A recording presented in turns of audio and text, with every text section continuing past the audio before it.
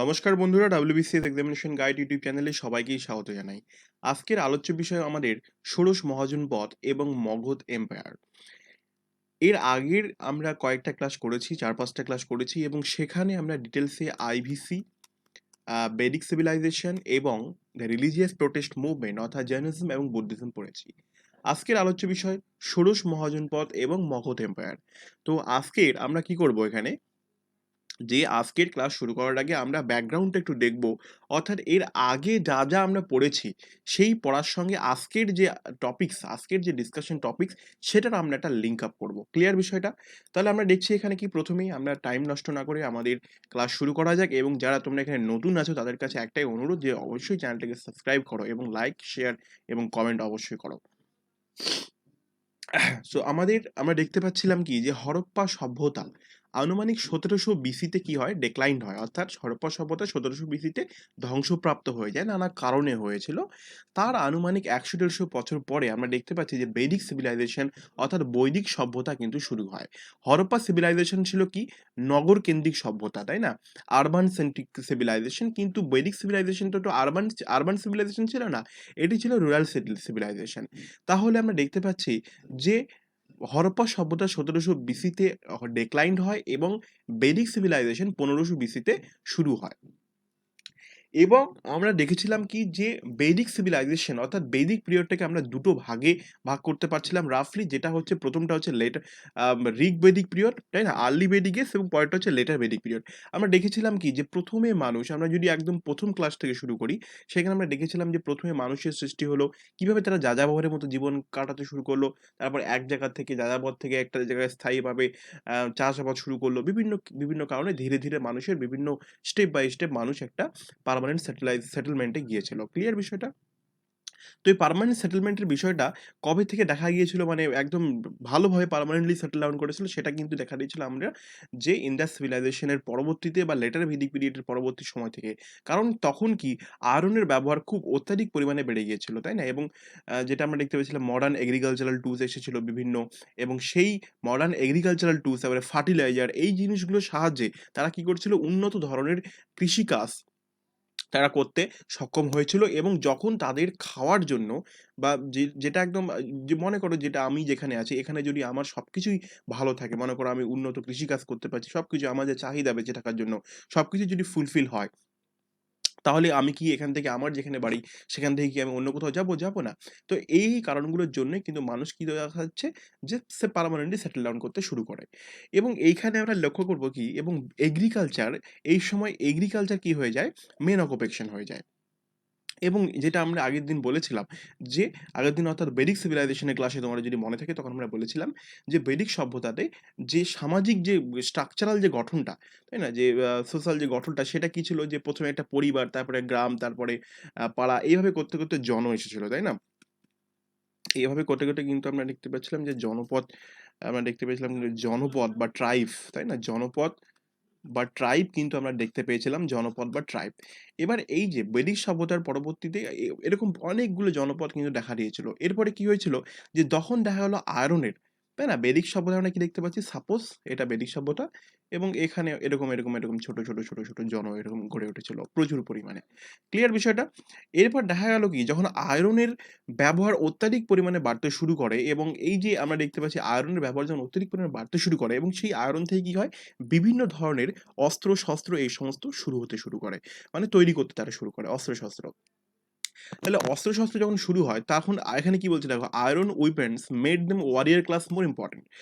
যারা যুদ্ধ বিগ্রহ করতো, মানে সৈনিক ক্লাসগুলোকে বেশি ইম্পর্টেন্স দিয়ে ফেলেছিল, কারণ যদি আমাদের হাতে বেশি পরিমাণে অস্ত্রশস্ত্র আসে, তাহলে অবশ্যই তারা কি হবে, বেশি পাওয়ারফুল হবে। এবং স্লোলি, এবং কি দেখা যাচ্ছে, যে slowly people gained a strong alliance to the territory they belong. এবং এই যে আমরা দেখতে পাচ্ছিলাম, যে অস্ত্রশস্ত্র যখন তাদের কাছে বিভিন্ন পরিমাণে বেশি হয়, তখন তারা কি করলো, যেখানে বসবাস করতো সেই জায়গাটাকে আরো তাদের মধ্যে, নিজের মধ্যে একটা স্ট্রংলি অ্যালাইন হলো, এবং সেখানে তারা পার্মানেন্ট ভাবে সেটেলমেন্ট করার জন্য, তারা সেই জায়গাটাকে ডিফেন্ড করার জন্য বেশি অ্যাগ্রেসিভ হয়ে গেল।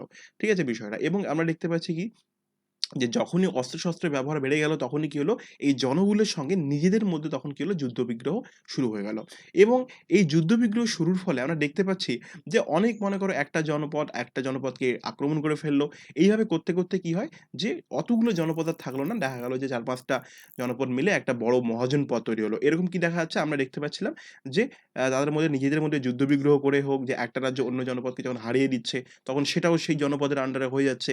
এইভাবে করতে, করতে একেকটা জনপদ বিশাল বড়, বড় মহাজনপদে মানে পরিণত হলো। এবং আমরা দেখতে পাবো যে বৈদিক সভ্যতার পরবর্তী বৈদিক সভ্যতার মানে লেটার বৈদিক মানে একদমই পরে বৈদিক সভ্যতার পরেই আমরা কি দেখতে পাবো যে এরকম ১৬ টা মহাজনপদ, ১৬ টা মহাজনপদ আর্যাবর্তে অর্থাৎ উত্তর ভারতে আমরা ১৬ টা মহাজনপদ কিন্তু দেখতে পাই। এবং তার মধ্যে ১-২ টা কি হয়েছিল সাউথ ইন্ডিয়াতে আছে। কিন্তু ব্রডলি যে মহাজনপদের যে কনসেপ্টটা কিন্তু এভাবে এসেছিল। কি এসেছিল? যে তারা বৈদিক সভ্যতাতে জনপদ গড়ে উঠলো বা ট্রাইব গড়ে উঠলো এবং ধীরে, ধীরে যখন লোহার ব্যবহার বাড়তে শুরু করলো, তখন কি হলো? তাদের মধ্যে ধীরে, ধীরে অস্ত্র-শস্ত্রের ব্যবহার বাড়তে শুরু করলো। সেই লোহা দিয়ে তারা নতুন, নতুন অস্ত্র-শস্ত্র তৈরি করলো এবং সেটা দিয়ে যুদ্ধবিগ্রহ শুরু হলো এবং একটা জনপদ আরেকটা জনপদকে মানে আক্রমণ করতে শুরু করলো। এর করার ফলে কি হচ্ছে? আমরা দেখতে পাচ্ছি যে ধীরে, ধীরে অতগুলো জনপদ আর থাকলো না, ১৬ টা মহাজনপদ তৈরি হলো। ঠিক আছে বিষয়টা? এরপরে আমরা লক্ষ্য করব এখানে দেখো যে ১৬ টা মহাজনপদ আমরা যদি এই ইয়েটা দেখি, দেখো এই যে এগুলোর ১৬ টা মহাজনপদ আমরা যদি এখানে দেখি, মোটামুটি এই এরিয়াটা তাই না? এই এরিয়াটা কভার করছে 16 মহাজনপদ এবং এটা কবে থেকে? যে 600 বিসি, কারণ তোমরা জানো যে লেটার বেদিক ইরিয়াডের পর, তাই না? 600 বিসিতে উত্তর ভারত তথা আর্যাবর্তে আমরা দেখতে পাচ্ছি যে এরকম ১৬ টা মহাজনপদ গড়ে উঠেছিল। এই ১৬ টা মহাজনপদের নাম আমরা অনেক ছোট থেকে পড়ে আসি, তবুও আমি একবার বলে দিই কাশী, কোশল, অঙ্গ, মগধ, ভাজ্জি মানে এটা ব্রিজি, যেটা আমরা বাংলাতে বলি ব্রিজি। তারপরে মল্ল, চেদি, বৎস, কুরু, পাঞ্চাল, মৎস্য, সুরসেন, অশ্মক, অশ্বকা এটা অশ্মক যেটা আমরা বাংলাতে বলি, অবন্তী, গান্ধার, কম্পোজ। ঠিক আছে? তোমাদের এইখান থেকে ইম্পর্টেন্ট, অর্থাৎ আমরা পরীক্ষার পয়েন্ট অফ ভিউতে যদি দেখি তাহলে আমরা কি দেখতে পাচ্ছি যে এই যে ১৬ টা, এখানে ১৬ টা দেখতে পাচ্ছ মহাজনপদ। এই ১৬ টা মহাজনপদের মধ্যে বর্তমান অবস্থান কোথায় বা ১৬ টা মহাজনপদের ক্যাপিটাল কোথায় ছিল, এগুলো থ্রোলি মুখস্থ করার আই থিংক কোনো প্রয়োজন নেই। কারণ এগুলো পরীক্ষার পয়েন্ট অফ ভিউতে কতটা ইম্পর্টেন্ট না। শুধু ইম্পর্টেন্ট কি দেখবো আমরা যে এখানে ৪ টে মহাজনপদ খুব গুরুত্বপূর্ণ হয়ে উঠেছিল এবং শেষ পর্যন্ত ৪ টে মহাজনপদ এখানে টিকে ছিল। তো আমরা দেখবো আজকে এটা যে, যে মহাজনপদগুলো খুব ইম্পর্টেন্ট সেই মহাজনপদগুলোর কিছু, কিছু স্পেশাল বৈশিষ্ট্য আছে। যেমন যেখানে আমরা এর পরবর্তীতে আমরা দেখব। সেগুলোই শুধু আমাদেরকে মনে রাখতে হবে। ঠিক আছে? তো আমরা ১ম এই শুরু করছি কি দিয়ে? ১ম এ আমরা শুরু করছি এখানে অঙ্গ দিয়ে। ঠিক আছে? অঙ্গ কোথায়? দেখো যে modern district of Munger and Bhagalpur, বিহারে অবস্থিত অঙ্গ। আ মডার্ন যে বর্তমানে আমরা মুঙ্গের এবং ভাগলপুর যে ডিস্ট্রিক্টটা রয়েছে সেখানে কিন্তু আগে অঙ্গ করত। ঠিক আছে? এই যে অঙ্গ দেখতে পাচ্ছ তোমরা এখানে, সেখানে অঙ্গ কিন্তু সিচুয়েটেড ছিল। ক্যাপিটাল কোথায় ছিল? চম্পা। এখানে ইম্পোর্টেন্স দিক থেকে located at the confluence of Ganga and Champa rivers. Ganga এবং চম্পা রিভার্সের যে দুটোর মিলিত প্রবাহ, সেই মিলিত প্রবাহের ওখানে কিন্তু চম্পা অবস্থিত ছিল। চম্পা কি? চম্পা ছিল অঙ্গ। অঙ্গ মহাজনপদের ক্যাপিটাল ছিল। এছাড়া এখান থেকে আর নতুন করে কিছু পড়ার নেই। ক্লিয়ার বিষয়টা? নেক্সট আমরা লক্ষ্য করছি কাশী। কাশীটা কি? কাশীর হচ্ছে ক্যাপিটাল বারাণসী, যেটা মডার্ন বেনারস। তোমরা জানো যে বারাণসীতে যে ছিল সেই বারাণসী ছিল কাশী। এই যে কাশী দেখতে পাচ্ছ সেই কাশী, এই কাশী স্টেটে কাশী মহাজনপদের কিন্তু ক্যাপিটাল ছিল বারাণসী। বর্তমানে আমরা বেনারস দেখতে পাচ্ছি যেটা। ক্লিয়ার বিষয়টা?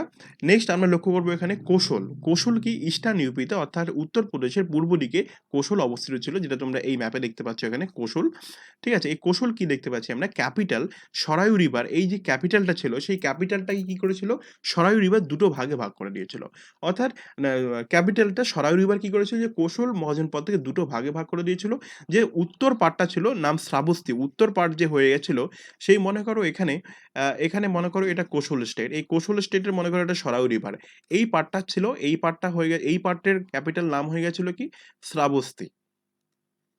এই পার্টের ক্যাপিটাল নাম হলো শ্রাবস্তী এবং এই পার্টের ক্যাপিটালের নাম হয়েছিল কুশবতী। ক্লিয়ার বিষয়টা? এছাড়া ইম্পোর্টেন্স কিছু নেই এখান থেকে তেমন। কিং কি ছিল? প্রসেনজিৎ। এই যে কোশল মহাজনপদের কিং রাজা ছিল প্রসেনজিৎ এবং প্রত্যেকটা মহাজনপদেই কিন্তু একটা কিং দ্বারা ডমিনেটেড হতো। কেবলমাত্র দুটো স্টেট ছাড়া দুটোতে ডেমোক্রেসি ছিল। সেটা আমরা পরবর্তীতে গিয়ে দেখব এখানে। প্রসেনজিৎ কি? বুদ্ধাস কম্পেন্টরি। এই যে প্রসেনজিৎ অর্থাৎ কোশল মহাজনপদের যে রাজা প্রসেনজিৎ ছিল, সেই প্রসেনজিৎ কি ছিল? বুদ্ধার কন্টেম্পোরারি ছিল। এখানে কিন্তু অনেক সময় এইরকম প্রশ্ন কিন্তু চলে আসে যে এখানে কিছু, কিছু দিয়ে দিল যে বলছে যে নিচের কোন রাজাটি বুদ্ধার কন্টেম্পোরারি ছিল? তখন কিন্তু তোমাদের মাথায় রাখতে হবে যে এটা প্রসেনজিৎ। ওকে? এখানে আরেকটা বিষয় কি ছিল? এখানে যে tribal Republic of Shakya which is the birth place of এখানে লুম্বিনী এই যে কৌশল স্টেটের মধ্যে লুম্বিনী ছিল। লুম্বিনী একটা শাক্যদের একটা ছিল এখানে। হ্যাঁ? একটা ক্ল্যান ছিল। সেই ক্ল্যানে কিন্তু আমরা দেখতে পাচ্ছি গৌতম বুদ্ধের জন্মগ্রহণ হয়েছিল। কারণ এর আগের ক্লাসে আমরা পড়েছিলাম। এই পয়েন্টটা কিন্তু ইম্পোর্টেন্ট এখান থেকে কপিলাবস্তুতে। ঠিক আছে? নেক্সট আমরা লক্ষ্য করছি এখান থেকে ভাজ্জি যেটাকে ব্রিজি বলা হয়। যেটা কি হচ্ছে যে ক্যাপিটাল বৈশালী, মডার্ন বাসর এবং নর্থ বিহার, কিং চেতকা এছাড়া কিছু ইম্পোর্টেন্ট এখান থেকে নেই। বাহ্যি যেটা কোথায় গেল? এই যে ব্রিজি। নেক্সট আমরা লক্ষ্য করছি এখান থেকে মল্লস এখান থেকে ইম্পোর্টেন্ট মল্ল। এই মল্লটা কি ইম্পোর্টেন্ট আমি বলে দিচ্ছি একটু পরে। মল্ল যেটা দেখতে পাচ্ছি এখান থেকে মল্ল। এই মল্লটা হচ্ছে কি এই মল্লর যে ক্যাপিটাল ছিল কুশিনারা এবং পাবা। এই কুশিনারা এবং পাবা খুব ইম্পোর্টেন্ট। ইম্পোর্টেন্স এর দিক থেকে আমরা লক্ষ্য করছি মল্লটা ইম্পোর্টেন্ট। কেন? এই কুশিনারা এবং পাবাতে Kushinara and Pava are very important in the history of Buddhism. Since Buddha took his last meal and he was taken ill at Pava. পাভাতে বুদ্ধা তার শেষ জীবনের শেষ মিল নিয়েছিল অর্থাৎ শেষ খেয়েছিল সেখানে এবং সেখানে অসুস্থ হয়ে পড়েছিল এবং তিনি যে মহাপরিনির্বাণ হয়েছিল সেটা কিন্তু কুশিনারাতে হয়েছিল। তাহলে এই যে পাভা এবং কুশিনারা এই দুটো ক্যাপিটালই কিন্তু কার ক্যাপিটাল ছিল? মল্ল মহাজনপদের ক্যাপিটাল ছিল। তাহলে এদিক থেকে কিন্তু এই জিনিসটা আমরা এখান থেকে ইম্পোর্টেন্ট দেখতে পাচ্ছি। নেক্সট আমরা লক্ষ্য করছি কি এখান থেকে চেদি। চেদিটা কি ছিল? যে eastern part of Bundelkhand in central India. Chedi অর্থাৎ eastern part of Bundelkhand in central India. এই যে চেদি তোমরা দেখতে পাচ্ছ এখানে চেদি। এই চেদি একটা মহাজনপদ ছিল। এই চেদিটা কোথায় ছিল? যে বর্তমান বুন্দেলখন্ডের পূর্ব দিকে এই ইয়েটা ছিল মধ্য ভারতে। ক্যাপিটাল কি ছিল? শুকটিমাটি অর সতী ভাটিন্ডালা। ইম্পোর্টেন্ট তেমন কিছু নেই এখান থেকে কিং শিশুপাল। নেক্সট লক্ষ্য করছি বৎস। On the banks of river Jamuna, Vatsa was known for its fine cotton textile এখানে ইম্পোর্টেন্ট বৎসটা খুব সুন্দর পরিমাণে সুতির টেক্সটাইল হতো। তার জন্য এই বৎস কিন্তু পরিচিত ছিল এবং কোথায় এটা ছিল? রিভার যমুনা নদীর ধারে। এটা ইম্পোর্টেন্ট। যমুনা নদীর ধারে কোন মহাজনপদ গড়ে উঠেছিল? তাহলে আমাদের কিন্তু বলতে হবে বৎস। ক্যাপিটাল কি ছিল? ক্যাপিটাল ছিল Kaushambi at the confluence of the Ganga and Yamuna near Allahabad. এটা ইম্পোর্টেন্ট। কুশম্বি যে বৎসর ক্যাপিটাল ছিল কুশম্বি। এটা কোথায় ছিল? Confluence of the Ganga and Yamuna near Allahabad. যখনই দেখবি যে কোনো নদীর ২-৩ টে নদীর কনফ্লুয়েন্সে যখন কোনো কিছু অবস্থান করে সেই জিনিসটা কিন্তু অটোমেটিক একটা ইম্পোর্টেন্স পেয়ে থাকে। তাহলে আমরা দেখতে পাচ্ছি কুশম্বি কোথায় এটা? এলাহাবাদের কাছে। গঙ্গা এবং যমুনার যে মিলিত প্রবাহ সেইখানে কিন্তু কুশম্বি ছিল এবং এই কুশম্বি যেটা এই যে বৎস আমরা দেখতে পাচ্ছি এখানে এই কুশম্বিটা কার ক্যাপিটাল ছিল? কুশম্বি কিন্তু ছিল ক্যাপিটাল হচ্ছে বৎস মহাজনপদের। ক্লিয়ার? নেক্সট আমরা দেখতে পাচ্ছি এখানে কুরু। কুরুটা কি ছিল? ওয়েস্টার্ন ইউপিতে অবস্থান করছিল কুরু। ওয়েস্টার্ন ইউপি মানে বলছে আমরা কি দেখতে পাচ্ছি ইউপির পশ্চিমাংশে অবস্থান করছিল এবং এর ক্যাপিটাল ছিল ইন্দ্রপ্রস্থ। এখান থেকে একটা ইম্পর্টেন্ট জিনিস কি এখানে ইম্পর্টেন্ট বলতে কি বলা হয়েছে এখানে the epic poem the Mahabharata tells of a conflict between two branches of the reigning Kuru clan. Kuru দুটো বংশের নিয়ে যে যুদ্ধের কথা মহাভারতে উল্লেখ আছে সেটা তোমরা জানো অবশ্যই নিশ্চয়ই। মহাভারতে আমরা কি জেনেছিলাম যে দুটি বংশের কুরু বংশের দুটো ব্রাঞ্চ এই দুটো ব্রাঞ্চের যুদ্ধের কথা কিন্তু মহাভারত এপিকে কিন্তু বলা রয়েছে তাই না? এখানে ইন্দ্রপ্রস্থ কার? তাহলে ইন্দ্রপ্রস্থ এখান থেকে ইম্পর্টেন্ট দিক থেকে ইন্দ্রপ্রস্থ কোন মহাজনপদের ক্যাপিটাল ছিল? তাহলে আমরা বলতে হবে কিন্তু কুরু। নেক্সট আমরা লক্ষ্য করছি এখান থেকে পাঞ্চাল। পাঞ্চাল কি western UP? Panchal what is Panchal? Panchal আমরা দেখতে পাচ্ছি ইম্পর্টেন্ট কি ক্যাপিটাল কোথায় ছিল? Ganga river divide the state in two parts. Northern parts capital এখানে দেখতে বলছে যে অচিত্র এবং southern parts capital Kampilya modern Farrukhabad UP. খুব একটা ইম্পর্টেন্ট না জাস্ট জানার জন্য এটা পড়ে নেবে এখানে। দ্য ফেমাস সিটি এই যেটা ইম্পর্টেন্ট এইটা ইম্পর্টেন্ট ঠিক আছে? কনৌজ যেটা the famous city of Kannauj was situated in the kingdom of Panchala. Kannauj তাই না? কনৌজ খুব ইম্পর্টেন্ট সেই সময় একটা সিটি ছিল। সেই কনৌজটা কিন্তু ছিল আমরা দেখতে পাচ্ছি পাঞ্চালা স্টেটে পাঞ্চালা মহাজনপদে কিন্তু এটা সিচুয়েটেড ছিল কনৌজ ঠিক আছে?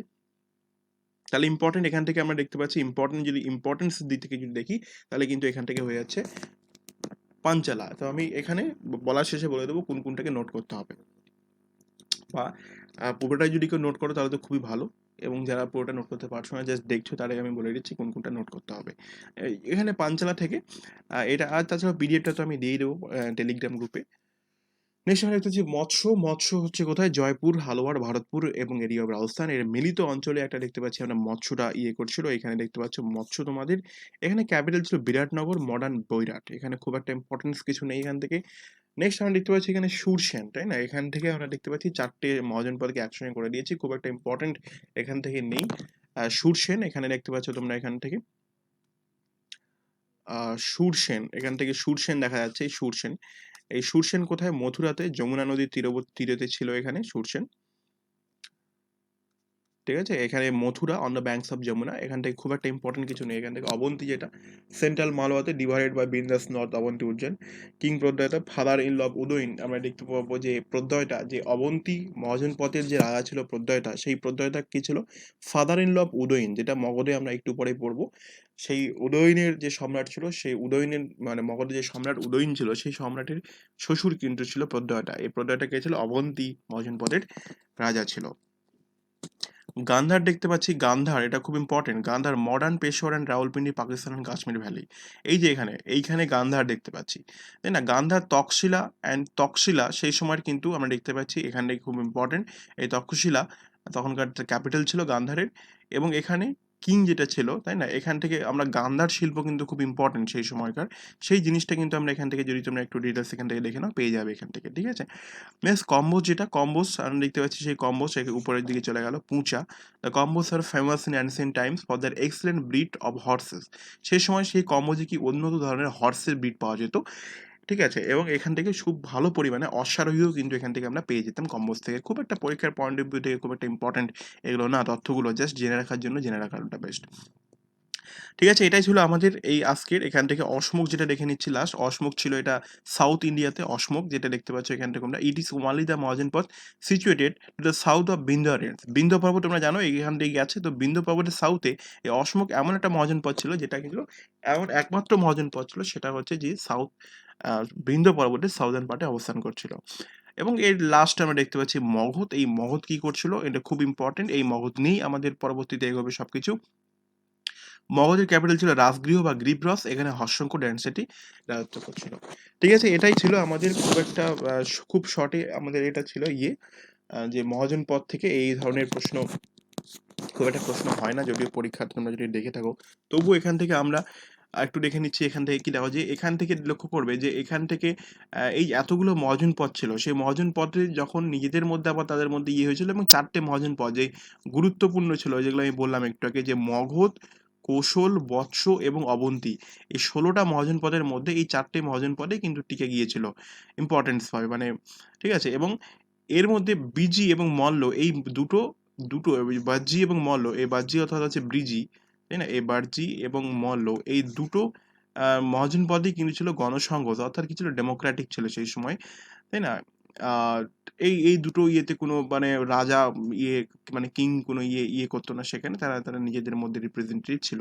তো এটাই আই থিঙ্ক আজকে আমাদের হয়ে গেল। এরপরে আমরা দেখতে পাচ্ছি এখান থেকে একটা ম্যাপটা খুব ভালোভাবে দেখো, এখান থেকে মগধ, এই যে এতগুলো, ঠিক আছে, এতগুলো তোমরা দেখতে পাচ্ছ, এতগুলো যে মহাজন পদ এখানে তোমরা লক্ষ্য করছো, এখান থেকে এই এতগুলো মহাজন পদের মধ্যে এই মগধ কি করলো সব থেকে বেশি পরিমাণে, এই যে মগধ দেখতে পাচ্ছি আমরা, এই মগধ কি হলো, এই মগধ প্রধানত উত্তর ভারতের একটা পলিটিক্যাল পাওয়ারের মানে সেন্টারে পরিণত হলো এটা, ঠিক আছে? পলিটিক্যাল বলো সবকিছুতে পাওয়ারে পরিণত, সবগুলোকে ছাপিয়ে গিয়ে মগধ একমাত্র উঠে দাঁড়ালো। এরপরে এই মগধে আমরা দেখবো পরপর, মগধে পরপর দেখতে পাবো যে 3-4টে রাজবংশ রাজত্ব করেছিল, এবং শেষে আমরা মৌর্য বংশও কিন্তু এই মগধে রাজত্ব করেছিল। আমরা যদি দেখি এরপরে, তো আমরা দেখতে পাচ্ছি মগধে কে কে রাজত্ব করেছিল, সেটা যদি আমরা খুব শর্টকাটে দেখে নিই আজকে, মানে শর্টকাটে বলতে যতটুকু পরীক্ষার প্রয়োজন সেভাবে যদি আমরা দেখে নিই এখানে। এবং মগধে আমরা দেখতে পাচ্ছি কোন কোন বংশ রাজত্ব করেছিল। প্রথমে আমরা দেখতে পাচ্ছি মগধে হর্ষঙ্ক বংশ রাজত্ব করেছিল, তারপরে শিশুনাগ বংশ রাজত্ব করেছিল, এরপরে নন্দ বংশ রাজত্ব করেছিল, এবং এরপরে মৌর্য বংশ রাজত্ব করেছিল। সেটার জন্য একটা সেপারেট ক্লাস রাখা হবে, কারণ সেটা ইন ডিটেলস আরো বড় ক্লাস হয়ে যাবে। তো সেটা যদি আমি এখানে রেখে দিই, তাহলে কিন্তু কি হয়ে যাবে, যে ক্লাসটা অনেক বড় হয়ে যাবে। তো এর জন্য আমরা লক্ষ্য করছি যে আজকের এখানে মগধে যে প্রথম তিনটে রাজবংশ, যেটা হচ্ছে হর্ষঙ্ক ডেন্সিটি, তারপরে হচ্ছে শিশুনাগ ডেন্সিটি, এবং যেটা তোমরা দেখতে পাচ্ছ নন্দ ডেন্সিটি, এই 3টে ডেন্সিটি নিয়ে আমরা আজকে ডাইনাস্টি নিয়ে আমরা আজকে আলোচনা করবো এখানে। মগধ এম্পায়ার, ঠিক আছে, মগধ এম্পায়ারটা কি দেখতে পাচ্ছি আমরা এখানে। প্রথমে বলা হচ্ছে যে মগধের উত্থানের পেছনে যে কারণগুলো বলা হয়, সেটা হচ্ছে কি দেখো এখানে, political conflict led the emergence of Magadha as the most powerful state, the centre of a vast empire. এই যে আমি বলেছিলাম যে উত্তর ভারতে যতগুলো তোমরা দেখতে পেয়েছিলে এখানে মহাজন পদ, সেই উত্তর ভারতে যতগুলো মহাজন পদের মধ্যে তাদের নিজেদের মধ্যে পলিটিক্যাল কনফ্লিক্ট দেখা দিয়েছিল, সেই পলিটিক্যাল কনফ্লিক্টের কারণেই মগধের অর্থাৎ নিজেদের মধ্যে তারা নানা রকম যুদ্ধ বিগ্রহ এই সমস্ত মেতে গিয়েছিল, এবং সেই সব দিক থেকে মগধ কি হয়েছিল, নিজেদেরকে সবাইকে ছাপিয়ে দিয়ে নিজেদেরকে পাওয়ারফুল স্টেট হিসেবে তাদেরকে নিজেদেরকে আবির্ভাব করেছিল, মানে অভিভূত হয়েছিল। ক্লিয়ার বিষয়টা? এবং এটা centre of a vast empire, এবং এটা বিশাল সাম্রাজ্যে তোমরা দেখতে পাচ্ছ যে কতটুকু এরিয়া নিয়ে মগধ সাম্রাজ্য গড়ে উঠেছিল সেই সময়। ঠিক আছে, মগধ রাইজ, এবং এই যে মগধের রাইজের সঙ্গে আমরা দেখতে পাচ্ছি যে বিম্বিসারের যে পলিটিক্যাল সুপ্রিমেসি, সে পলিটিক্যাল যে সার্বভৌমত্ব, এই জিনিসটা কিন্তু তখনই শুরু হয়ে যায়। এবং বিম্বিসার হর্ষঙ্ক ডাইনেস্টির প্রথম রাজা ছিল, তোমরা জানো এটা। এবং হি ওয়াজ কন্টেম্পোরারি অফ বুদ্ধা অ্যান্ড মহাবীর। এটা খুব ইম্পর্টেন্ট পরীক্ষায় আসে যে কোন নিম্নলিখিত কোন রাজা বুদ্ধ এবং মহাবীর দুজনেরই কি ছিল, কন্টেম্পোরারি ছিল। কন্টেম্পোরারি মানে সমসাময়িক। তখন কিন্তু উত্তরটা হয়েছে বিম্বিসার। বিম্বিসার সম্বন্ধে আমরা কি জানবো, বিম্বিসারের কোন বংশের তিনি রাজা ছিলেন, সেটা হচ্ছে হর্ষঙ্ক বংশের রাজা ছিলেন তিনি। ওকে, এবং হর্ষঙ্ক বংশ কি, হর্ষঙ্ক বংশ এমন একটা বংশ যে বংশ কি করেছিল, মগধে প্রথম 52 বছর, সরি, প্রথমে কি করেছিল, যে রাজত্ব করেছিল। ঠিক আছে, নেক্সট আমরা লক্ষ্য করবো এখান থেকে প্রথমে আমাদের বলে যাচ্ছে হর্ষঙ্ক ডেন্সিটি, এবং যে ইম্পর্টেন্ট প্রশ্নগুলো এখানে, ইম্পর্টেন্ট টপিকসগুলো এখানে নোট ডাউন করা হয়েছে। সেই ইম্পর্টেন্ট টপিকসগুলো কি লক্ষ্য করো, এখান থেকে লক্ষ্য করছি এখানে সন অফ, প্রথমে হর্ষঙ্ক বংশ। আমরা কি বলেছিলাম যে মগধে, এই মগধে প্রথমে কোথায় গেল, মগধ।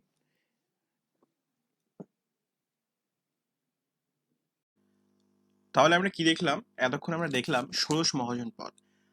এখন আমরা দেখবো মগধ এম্পায়ার। দেখো ষোড়শ মহাজন পদে আমরা যদি আরেকবার দেখে নিই এখানে, তাহলে তোমরা কি দেখলাম, একটু আগে বললাম, একটু ইন্টারাপ্ট হয়ে গেছিল ভিডিওটা রেকর্ডিং করতে। দেখো মগধ এখানে কি বলা হচ্ছে, যে এতগুলো মহাজন পদের মধ্যে মগধ দেখতে পাচ্ছি আমরা সবাইকে ছাপিয়ে মগধ সেখানকার একটা গুরুত্বপূর্ণ পাওয়ার হিসাবে সেখানকে উঠে এসেছিল।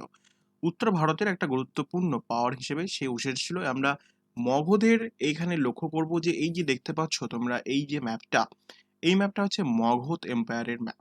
ঠিক আছে, অর্থাৎ মগধ যে সাম্রাজ্য, সেই মগধ সাম্রাজ্যে আমরা দেখতে পাবো পরপর তিনটি বংশ। মোটামুটি আজকের আলোচনায় আমরা পরপর দেখব তিনটি বংশ সেখানে রাজত্ব করেছিল। তো প্রথম নাম্বারটা বলছে মগধের উত্থানটা কেন হয়েছিল। প্রথম নাম্বার হচ্ছে পলিটিক্যাল কনফ্লিক্ট। দেখো প্রথমে যে মহাজন পদগুলো ছিল আগে উত্তর ভারতে, সেই মহাজন পদগুলোর মধ্যে নিজেদের মধ্যে আবার তারা যুদ্ধবিগ্রহ শুরু করে, এবং সব দিক থেকে মগধ সবাইকে হারিয়ে একটা পাওয়ারফুল স্টেট হিসাবে এমার্জড হয়। ঠিক আছে, এরপর আমরা দেখতে পাচ্ছি যে মগধের যে এই উত্থানের পেছনে বিম্বিসারের গুরুত্ব অনেকটাই আছে। যদিও এটা ধরা হয় যে বিম্বিসার প্রকৃতপক্ষে মগধের করেনি। বিম্বিসারের যে পিতামহ ছিলেন, সেই পিতামহ কিন্তু মগধের যে পলিটিক্যাল সুপ্রিমেসি, সেই পলিটিক্যাল সুপ্রিমেসির সূত্রধরটা কিন্তু তার পিতামহ, বিম্বিসারের পিতামহ। ক্লিয়ার? এবং এই যে বিম্বিসার আমরা দেখতে পাচ্ছি হর্ষঙ্ক বংশের প্রতিষ্ঠাতা এখানে, এবং তিনি 544 থেকে 492 বিসি পর্যন্ত রাজত্ব করেছিলেন। এখানে একটা প্রশ্ন হয়ে থাকে সাধারণত, যে বিম্বিসার বুদ্ধ এবং মহাবীরের কন্টেম্পোরারি। তাহলে এখানে প্রশ্ন থাকবে, ঠিক আছে, যে which of the following empire was the contemporary of Buddha and Mahavira. এবং এখানে 4-5টা রাজার নাম দেওয়া থাকবে, তখন তোমাদের বিম্বিসার নামটা কিন্তু চুজ করতে হবে। ইম্পর্টেন্ট। ঠিক আছে, নেক্সট আমরা লক্ষ্য করব এখান থেকে যে হর্ষঙ্ক ডাইনেস্টি অর্থাৎ মগধা। এখানে লক্ষ্য করবো বিম্বিসার, প্রথমে হর্ষঙ্ক বংশ আমরা মগধে দেখতে পাচ্ছি পরপর তিনটে রাজবংশ রাজত্ব করেছিল। একটা হচ্ছে হর্ষঙ্ক ডাইনেস্টি, একটা হচ্ছে শিশুনা ডাইনেস্টি, এবং আরেকটা হচ্ছে নন্দ ডাইনেস্টি। তো হর্ষঙ্ক ডাইনেস্টির প্রথম যিনি সিংহাসনে বসেছিলেন তিনি হচ্ছেন বিম্বিসার। বিম্বিসারের সম্বন্ধে কিছু এখানে গুরুত্বপূর্ণ পয়েন্টগুলো আমি আলোচনা করব। 558 বিসি থেকে 491 বিসি পর্যন্ত তিনি মগধের সিংহাসনে বসেছিলেন। তিনি ভাট্টিয়ার সন ছিলেন। হি রুলড মগধ এত। এবং আমরা দেখতে পাচ্ছি যে কন্টেম্পোরারি, অর্থাৎ এটা তার জন্ম, মানে লাইফ স্প্যান এটা, এবং এটা তার যে সিংহাসনে বসারই এটা। ক্লিয়ার? এবং এখানে দেখো contemporary and follower of Buddha, contemporary and follower of Buddha. He was also said to an admirer of Mahavira. তাহলে এখানে তিনি কিন্তু যদিও কন্টেম্পোরারি দুজনের ছিলেন, কিন্তু তিনি কিন্তু জৈনিজম ফলো করেননি। তিনি ফলো করেছিলেন কি, বুদ্ধা মানে বৌদ্ধ ধর্ম পালন করেছিলেন। এখানে এটা ইম্পর্টেন্ট যে তার ক্যাপিটাল কোথায় ছিল, তার ক্যাপিটাল ছিল রাজগৃহ বা গিরিব্রস। ইম্পর্টেন্ট এটা। অলসো নোন অ্যাজ স্টেনিয়া, তাই না, স্টেনিক নামে যেটা আমরা দেখি যে বিম্বিসার আর এক নাম। ওয়াজ the first king to have a standing army. এবং তিনি এখানে তার রাজত্ব বা তার যে টেরিটোরিয়াল, যে তার কিংডমের যে টেরিটোরিয়াল বিস্তার, সেই টেরিটোরিয়াল বিস্তারকে তিনি তার ফেলাবার জন্য তিনি নানা রকম করেছিলেন, তার সিস্টেম কিছু প্ল্যানিং করেছিলেন তিনি, তাই না। ম্যাট্রিমোনিয়াল অ্যালায়েন্সেস তার মধ্যে উল্লেখযোগ্য, তাই না। এটা আগেকার দিনে হতো যে এই রাজার সঙ্গে ওই রাজার কারো বিয়ে দিয়ে দিল, তার ফলে একটা ম্যাট্রিমোনিয়াল অ্যালায়েন্সেস দেখা গেল এবং তার দ্বারা যে স্টেট নেই পলিটিক্যাল পজিশনটার শক্তি বৃদ্ধি করলো। তার 3 জন ওয়াইফ ছিল, খুব একটা ইম্পর্টেন্ট না, ঠিক আছে। এবং এখান থেকে যা দেখবে, এখান থেকে he followed a policy of conquest expansion, most notable conquest Bimbisara was that of Anga. Anga কি করেছিলেন? বিম্বিসার দখল করেছিলেন, ঠিক না? এটা ইম্পর্টেন্ট, এই লাইনটা important. Most notable conquest by Bimbisara was that of Anga, তিনি অঙ্গ কিন্তু আক্রমণ করেছিলেন। ক্লিয়ার বিষয়টা? He had an effective and excellent administrative system. The officers occupying high post are divided into 3: executive, military and judicial. খুব একটা ইম্পর্টেন্ট না আমাদের পরীক্ষার পয়েন্ট অফ ভিউ থেকে, আমাদের পরীক্ষার পয়েন্ট অফ ভিউ থেকে কিন্তু ইম্পর্টেন্ট হচ্ছে তার তিনি রাজত্ব কত সাল করেছিলেন এবং তার ক্যাপিটাল কোথায় ছিলেন, তার অন্যান্য মানে অপর নাম কি ছিল। That's it, enough. নেক্সট একটু বিম্বিসারের পর অজাতশত্রু, সন অফ বিম্বিসার অ্যান্ড চেল্লানা।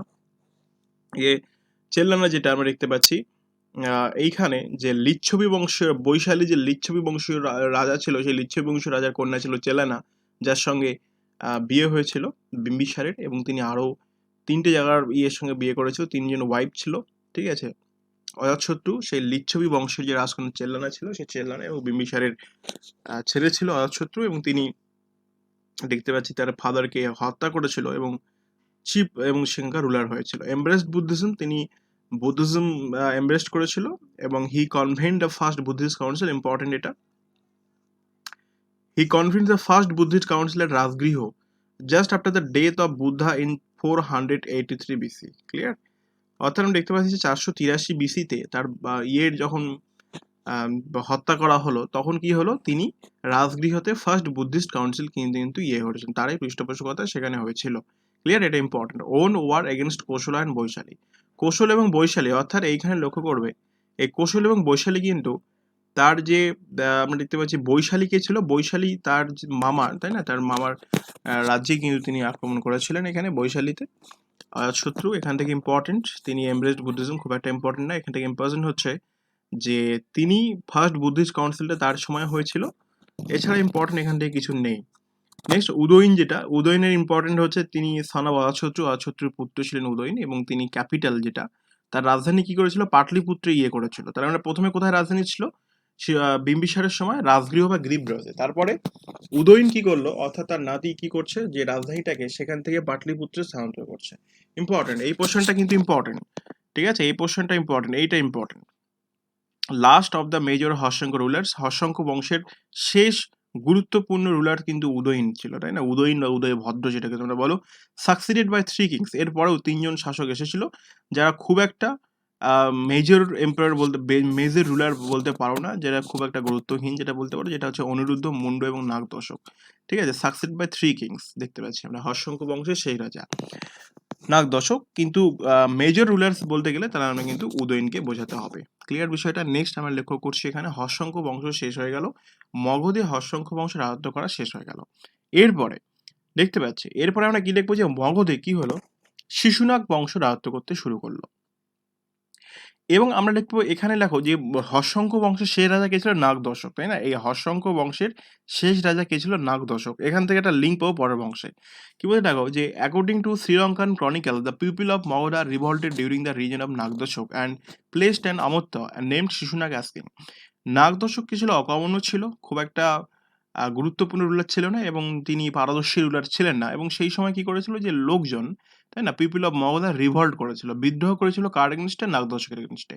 এবং তারা বিদ্রোহের ফলে সেখানকার রাজারই একজন মন্ত্রিসভার একজন মন্ত্রীকে, যার নাম ছিল শিশুনাগ, তাকে কি করলেন, রাজা হিসাবে ঘোষণা করলেন, ঠিক আছে, নেমড রাজা হিসেবে। তাহলে শিশুনাগ বংশের কিভাবে সূচনা হলো, বিষয়টা বুঝতে পেরেছ। হর্ষঙ্ক বংশ শেষ হচ্ছে, হর্ষঙ্ক বংশ সেটা নাগদশক, নাগদশকের সময় কি হলো, লোকজন রিভল্ট করলো এবং তখন তারই একটা মন্ত্রী শিশুনাগকে রাজা বানিয়ে দিল। এইভাবে মগধের সিংহাসনে শিশুনাগ বংশের সূচনা হতে শুরু করলো। ক্লিয়ার বিষয়টা? এর আমরা লক্ষ্য করবো, দেখো যে Shishunaga was the viceroy of Kashi before becoming king of Magadha. Shishunaga, এই যে শিশুনাগ কি মগধের রাজা হওয়ার পূর্বে তিনি সেই কাশী মহাজনপদের কি ছিল, ভাইসরয় ছিল। ক্যাপিটাল ওয়াটার্স গিরিব্রথ, এটা ইম্পর্টেন্ট। তিনি কি করলো, প্রথমে আমরা দেখতে পেয়েছিলাম যে শিশুনাগ কি করলো, তার ক্যাপিটালটাকে আবার গিরিব্রথে নিয়ে চলে গেল। ক্লিয়ার বিষয়টা?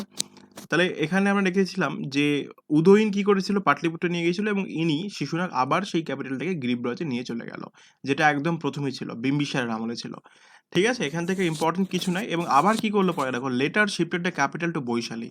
এখান থেকে ইম্পর্টেন্ট, এই শিশুনাগ কি করেছিল প্রথমে আমরা যদি এই যে ক্যাপিটাল স্থানান্তরে যে ক্যাপিটাল শিফটের যে একটা হিস্ট্রি যদি আমরা লক্ষ্য করি, ক্যাপিটাল শিফটের হিস্ট্রিটা কি, প্রথমে যেটা দেখতে পাচ্ছি আমরা যে বিম্বিসার, তাই না, বিম্বিসার হর্ষঙ্ক বংশের প্রথম রাজা বিম্বিসারের সময় মগধের রাজধানী কোথায় ছিল? মগধের রাজধানী ছিল এখানে গিরিব্রাজ বা রাজগৃহে। তারপরে অজাতশত্রু কিছু করছে না, উদয়ন কি করছে, রাজধানীটাকে পাটলিপুত্রে স্থানান্তর করছে। এরপর শিশুনাগ বংশের রাজা আবার গিরিব্রাজে স্থানান্তর করছে, আবার তিনি পরবর্তী সময়ে আবার সেই ক্যাপিটালটাকে গিরিব্রাজ থেকে বৈশালীতে স্থানান্তর করছে। ঠিক আছে, এটা হচ্ছে শিশুনাগ ডাইনেস্টি। নেক্সট দেখতে পাচ্ছি কালাশোক। কালাশোক কি করলো? Son of Shishunaga. কালাশোক কি ছিল? শিশুনাগের পুত্র ছিল। Kalashoka shifted the capital to Pataliputra. Again আবার তিনি পাটলিপুত্রে স্থানান্তর করছে কালাশোক। ক্লিয়ার ব্যাপারটা? He conducted second Buddhist council at Vaishali. খুব ইম্পর্টেন্ট। ফার্স্ট বুদ্ধিস্ট কাউন্সিল অজাতশত্রুর সময় রেখেছিলাম, সেকেন্ড বুদ্ধিস্ট কাউন্সিল আমরা দেখলাম কালাশোকের তত্ত্বাবধানে বা তার রেজিনের সময় কিন্তু এই সেকেন্ড বুদ্ধিস্ট কাউন্সিল হয়েছিল বৈশালীতে, তাই না? He was killed in a palace revolution that brought the Nanda dynasty to throne. এবং তাকে হত্যা করা হয় কালাশোককে, এবং তাকে হত্যা করে নন্দ ডাইনেস্টি এই মগধের সিংহাসনে বসে পড়েন। আমরা যদি খুব সংক্ষেপে মগধের হিস্ট্রিটাকে একটু লক্ষ্য করি, তাহলে আমরা কি দেখতে পাচ্ছি এখানে? লক্ষ্য করো, Nanda dynasty Magadha, this was the first non Kshatriya dynasty. দেখো, এই পর্যন্ত মগধের সিংহাসনে যত রকম ডাইনেস্টি বসেছে বা রাজত্ব করেছে সবাই কিন্তু ক্ষত্রিয় ক্ল্যান ছিল, কিন্তু এই নন্দ ডাইনেস্টি, এটা ইম্পর্টেন্ট যে নন ক্ষত্রিয় ডাইনেস্টি ছিল। এই this was the first non Kshatriya dynasty. এই বংশটাই কিন্তু প্রথম নন ক্ষত্রিয় ডাইনেস্টি ছিল, যে যেমন বংশটা মগধের সিংহাসন রাজত্ব করেছিল। ঠিক আছে, এই যেখানে ফার্স্ট রুলার ছিল মহাপদ্ম নন্দ, হু ইউজার্ভ দ্য থ্রন অফ কালাশোক। তিনি কালাশোকের যে সিংহাসনটাকে তাকে সিংহাসনচ্যুত করেছিল এবং তাকে হত্যা করেছিল, এবং নিজেই সেই সিংহাসনে বসে পড়েন মহাপদ্ম নন্দ। ক্লিয়ার? মহাপদ্ম নন্দ আমরা দেখতে পাচ্ছি he was called the first historical emperor of India. এখান থেকে কিছু কিছু ইম্পর্টেন্ট যেগুলো আছে আমি দেখাচ্ছি এখান থেকে। He murdered Kalashoka to become the king. His origins are not clear. As per the Puranas he was the son of last Shishunaga king from a Shudra woman. তিনি এখানে তার যে বংশ সম্বন্ধে খুব একটা, মানে তার অরিজিন কোথায় সেটা জানা যায় না, কিন্তু পুরাণ অনুসারে আমরা দেখতে পেয়েছিলাম যে শিশুনাগ ডাইনেস্টি ছিল, সেই শিশুনাগ ডাইনেস্টি যে শেষ রাজা ছিল, সেই শেষ রাজার একটা, মানে যার সঙ্গে মনে করো বৈধ বা অবৈধ সেটা আমরা ক্লিয়ার নয়, এখানে একটা শূদ্রা ওম্যানের সঙ্গে তার বিবাহ হয়েছিল, মানে বিবাহ বলতে যে কোনো সম্পর্কের ফলে তার সেখান থেকে জন্মটা হয়েছিল। ঠিক আছে, এটা হচ্ছে পুরাণ অনুসারে। এবং জৈন টেক্সট এবং গ্রিক টেক্সট অনুসারে তিনি ছিলেন কার্টিয়াস, এবং তিনি একজন বারবার, অর্থাৎ মানে যে নাপিত তার সন্তান ছিলেন, এরকমই কিছু দিয়েছে, খুব একটা ইম্পর্টেন্ট না যদিও। আর এখান থেকে দেখতে পাচ্ছি his reign lasted for 28 years. বিসিটা লক্ষ্য করবে এখান থেকে, he is called at Sarvakshatrantaka, then destroyer of all Kshatriyas, তাই না? এখান থেকে আমরা লক্ষ্য করছি একরাট, তিনি একরাট, বিরাট, এই সমস্ত কিন্তু তিনি উপাধিগুলো ধারণ করেছিলেন। And the empire grew under his reign. Mahapadma Nanda, তোমরা জানো, একটা রুলার ছিল, গ্রেট রুলার ছিল সেই সময়। এবং it ran from the Kuru country in the north to Godavari valley in the south. ঠিক আছে, এটা important. He conquered many kingdoms include Kalinga, important রয়েছে, ইম্পর্টেন্ট এটা মহাপদ্ম নন্দ। তো মহাপদ্ম নন্দ সম্বন্ধে এই জিনিসগুলো আমাদের পড়তে হবে, খুব একটা পড়তে হবে না। শুধু আমাদের টাইম স্ট্যাম্পটা আমরা কিন্তু একটু লক্ষ্য করবো। ঠিক আছে, যে এত বিসি থেকে এত বিসি কে কে রাজত্ব করছিল। তাহলে আমরা দেখতে পাচ্ছিলাম যে মগধের সিংহাসনে নন্দ ডাইনেস্টি হচ্ছে 3 নম্বর ডাইনেস্টি, যেটা নন ক্ষত্রিয় ডাইনেস্টি ছিল, এবং সেখানকার প্রথম রাজা ছিল মহাপদ্ম নন্দ। মহাপদ্ম নন্দের পরে আমরা দেখতে পাচ্ছি ধননন্দ বসেছিলেন মগধের সিংহাসনে, এবং তিনি ছিলেন Nanda ruler, last Nanda ruler. এবং তিনি মানে খুব একটা অত্যাচারী, আমরা পড়েছিলাম, আমরা ছোট থেকে পড়েছিলাম যে তিনি অত্যাচারী রাজা ছিল। Alexander invaded north west India during his region but could not proceed toward the Gangetic plains because of his armies refusal. Sorry, এখান থেকে লক্ষ্য করো, এখানে একটা প্রশ্ন আছে যে আলেকজান্ডার কার সময় ভারত আক্রমণ করেছিলেন, তখন মগধের সিংহাসনে কে রাজত্ব করছিল, তখন কিন্তু এটা হবে ধননন্দ, তাই না? এটা আমরা অনেক সময় দেখেছিলাম যে আলেকজান্ডার যখন প্রথম ভারতে আক্রমণ করেন তখন কিন্তু ধননন্দ মগধের সিংহাসনে রাজত্ব করছিল। এবং এখানে তার কিছু আর্মির কিছু ডিটেলস দেওয়া আছে, খুব একটা ইম্পর্টেন্ট না এখান থেকে। এবং মহাপদ্ম নন্দের 8-9টা সন্তানের মধ্যে তিনি একজন ছিলেন। এটাও খুব একটা ইম্পর্টেন্ট না। ইম্পর্টেন্ট যেটা, এবং সেটা ইম্পর্টেন্ট হচ্ছে কি, যে ফাইনালি, এবং এখান থেকেই লক্ষ্য করবো আমরা ধননন্দের অত্যাচারে অতিষ্ঠ হয়ে, ঠিক আছে, ধননন্দ অত্যাচারে অতিষ্ঠ হয়ে, এবং এখান থেকে আমরা লক্ষ্য করবো যে এর পরের যে হিস্ট্রিটা আছে মৌর্য বংশ, এখান থেকে প্রতিষ্ঠা হবে। যে কি ধননন্দের যে মিনিস্টার ছিল, তাই না, চাণক্য, সেই চাণক্য কি ছিল বা কৌটিল্য যেটা তোমরা বলতে পারো, সেই কৌটিল্যের সঙ্গে কি হলো যে চন্দ্রগুপ্ত মৌর্য কি করলো, তার সঙ্গে যুক্তি করে এই ধননন্দকে ডিথ্রোন করেন এবং তারা দুজনে আলেকজান্ডারকে আক্রমণ করেছিলেন এই মগধ আক্রমণ করার জন্য, এক্সেট্রা এক্সেট্রা। এই জিনিসগুলো আমরা পরবর্তী সময় দেখবো, মানে নেক্সট ক্লাসে দেখবো এই সময়গুলো, ঠিক আছে? তো এটাই ছিল যে এই সময় আমরা দেখতে পাচ্ছি আলেকজান্ডার ভারত আক্রমণ করেছিলেন, কিন্তু ডাইরেক্ট মগধকে আক্রমণ করেননি, ভারত আক্রমণ করার একটা চেষ্টা করেছিলেন, ঠিক আছে? এটাই ছিল আমাদের আজকের এই ক্লাসের মেন ইয়ে। আই থিঙ্ক কোনো প্রবলেম নেই। এরপরে আমি একটু প্রথম থেকে যদি বলে দিই তাহলে এখান থেকে লক্ষ্য করো। ষোড়শ মহাজন পথ, এখান থেকে দেখো জাস্ট সেটা বলেছিলাম, এখান থেকে এই জিনিসগুলোর বর্তমান কোথায় কোথায় অবস্থিত আমি এটা বলে দিলাম যদিও, তাই না? এবং এখান থেকে হর্ষঙ্ক ডাইনেস্টি, এখানকার টাইম স্ট্যাম্পগুলো মনে রাখবে এবং কোন সময়, বিশেষ করে ক্যাপিটালগুলো যে শিফটিং হচ্ছে, ক্যাপিটাল শিফটিংগুলো কিন্তু এখান থেকে খুব কাজে আসে, এবং কে কার কন্টেম্পোরারি এই জিনিসগুলো কিন্তু নোট ডাউন করে রাখবে, ক্লিয়ার? এবং কোন সময় কোন বৌদ্ধিস্ট কাউন্সিল বসছিল মগধে বা কোথায়, পাটলিপুত্রে, বৈশালীতে, এই জিনিসগুলো কিন্তু এখান থেকে ইম্পর্টেন্ট আছে, যদিও বৌদ্ধিজম এবং জৈনিজমের যে লেকচারটা ছিল সেখানে আমি ডিটেলসটা বলেছি, তাই না? এটাই ছিল আজকের আলোচনার বিষয়, এবং আমরা এই ক্লাসটি গত আই থিঙ্ক 6 তারিখে দেওয়ার কথা ছিল, কারণ সে সময় ইলেকট্রিসিটি ছিল না, এই জন্য আমরা দিতে পারিনি। আজকে হচ্ছে 8 তারিখ, 2 দিন লেটে আমাদের এটা দিতে হচ্ছে। আগামীকাল আছে প্রশ্ন, ইন্ডিয়ান পলিটির আছে, তখন আমরা করবো এটা, ক্লিয়ার? আচ্ছা, এখানে আরেকটা বিষয় চলে আসে যে এমসিকিউ, তাই না? এমসিকিউ দেখো, এমসিকিউ আমরা কি করছি, একদম ইন্টিগ্রেটেড করে দিচ্ছি, এবং এমসিকিউ তো বলে দিচ্ছি যে কি কি আসতে পারে এখান থেকে এমসিকিউ, তাই না? এমসিকিউ আমরা এটা বন্ধ করেছি একটা কারণে, যে এমসিকিউ দেখো, যে এমসিকিউ এ আম, খুব একটা হচ্ছে না, মানে উপকার হচ্ছে অনেকেরই, কিন্তু এমসিকিউ আলাদাভাবে করার জন্য আমাদের টাইম পাচ্ছি না।